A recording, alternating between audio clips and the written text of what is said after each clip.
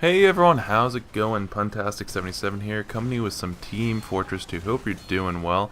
Playing a little bit of the Soldier class here with the stock rocket launcher, the Battalion's backup, and the whip thingy, as I've called it many a time. And I found myself using the Battalion's backup a lot more lately, and I've talked about it in previous videos, but it's funny, when I find a loadout that seems to be working, I really tend to stick with it until I realize that something else is better. So I'm kind of wondering how long this battalion's backup phase is going to last for, but for now I'm really enjoying it.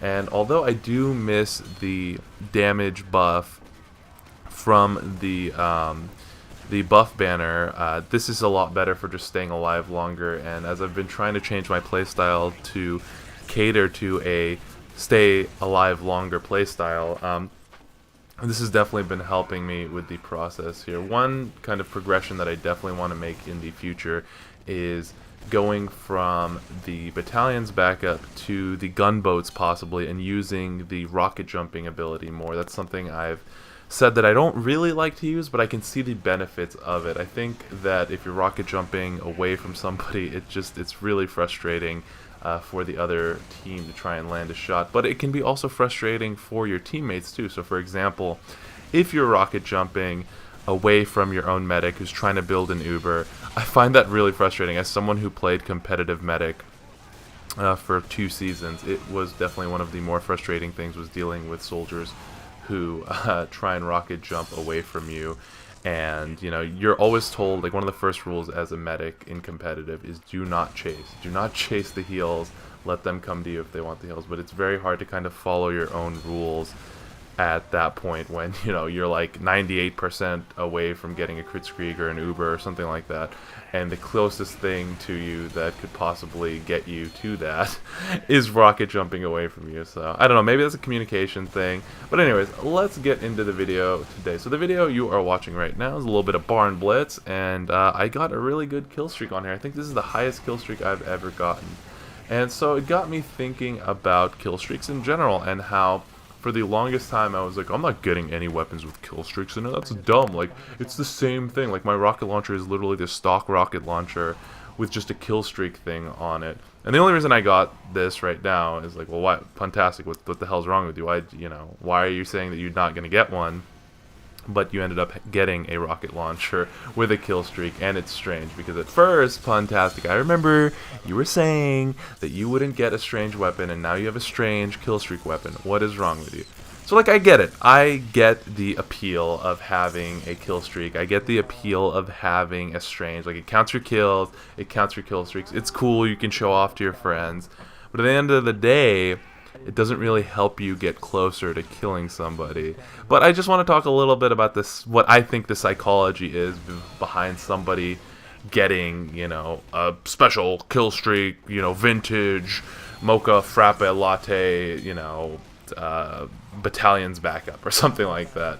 And I do have a kill streak battalion's backup for some strange weapon, some strange reason. No, it's just a strange battalion's backup. What am I talking about here?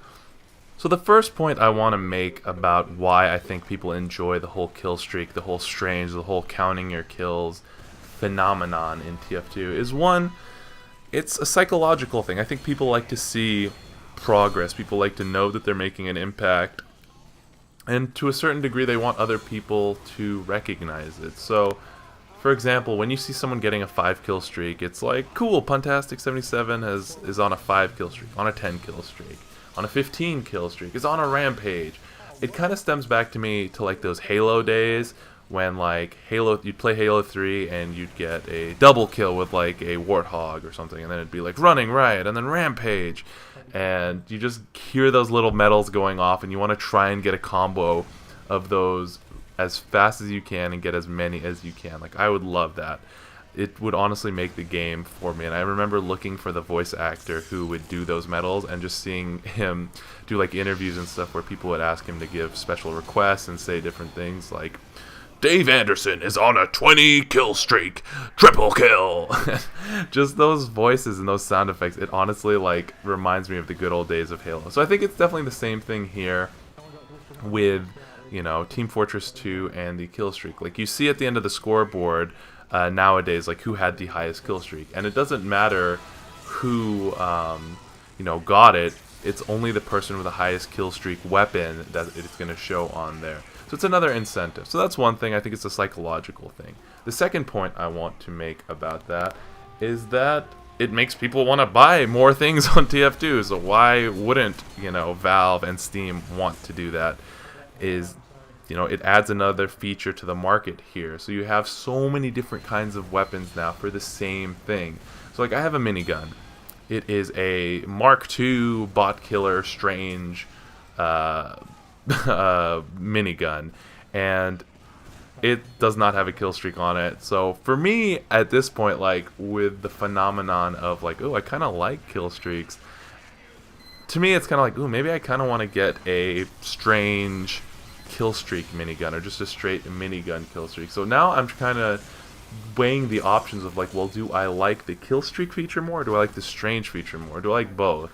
Ideally, obviously, in a perfect world, you want a kill streak strange weapon, and then maybe like a festive, if you're into it. Like, I'm not big into the fashion aspect of TF2, so I don't really like look at hats or look at certain design elements. I'm just talking about the kill streak and the strange aspects of weapons, because it is kind of something that I'm finding myself more and more appealed to. Like I'm more appealing, like I find it more appealing right now.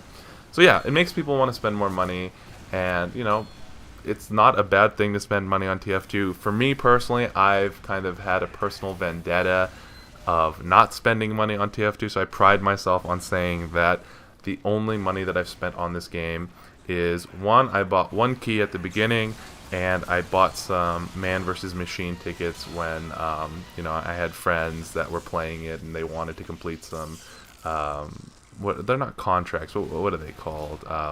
Some objectives or whatever, it is on Man vs. Machine. So the third thing that I wanted to talk about here is that you have a weapon here, and so for example, I have a strange kill streak rocket launcher, and that's what you're looking at right now. I have a strange battalion's backup, and then I have a normal whip thingy. No kill streak, no strange. But the thing is if I were to get a kill with that whip thingy, it would not count towards the kill streak. So it makes you want to collect the whole set, because if you're using, let's say, the Demo Man class, and you're using the grenade launcher, and you're using the sticky bomb launcher, and you start spamming pills, and you're getting kills with that, but you don't have a kill streak on it, but you have a kill streak on the sticky launcher, well, it's going to be like, well, I'm getting kills with this, and I kind of want to buff my kill streak a little bit. So it makes you want to spend more money in that regard to, as I say, collect the whole set. Because before TF2 had this thing where, like, if you have matching outfits and you have certain weapons on a character, you would, like, drop a calling card, or even before that, it would have different bonuses. And that was kind of their incentive to make sure that you had that certain set. And nowadays, I believe if you have a certain set of items, it really doesn't do much, and I think people are shying away from that and kind of being a little bit more creative when it comes to the fashion choices in Team Fortress 2. So the last part here, and the last point I'm going to make about it, because the video is coming to close, is that kill streaks play on people's rage as gamers. Like, if I see someone with a 20 kill streak or a godlike, or 15, I want that person not to get it. Like, that's just how I operate. If I see someone at 15 and on a rampage, I'm like, everyone focus on this pyro who's using the damn flog, and we are sure as hell not getting that person to a 20 kill streak. And then I just get really pissed off when someone does get a godlike. It's great, guys. We gave this demo man, this spammy demo man, a freaking kill streak. But that's the game here. Pretty good kill streak. Thank you all for watching so much.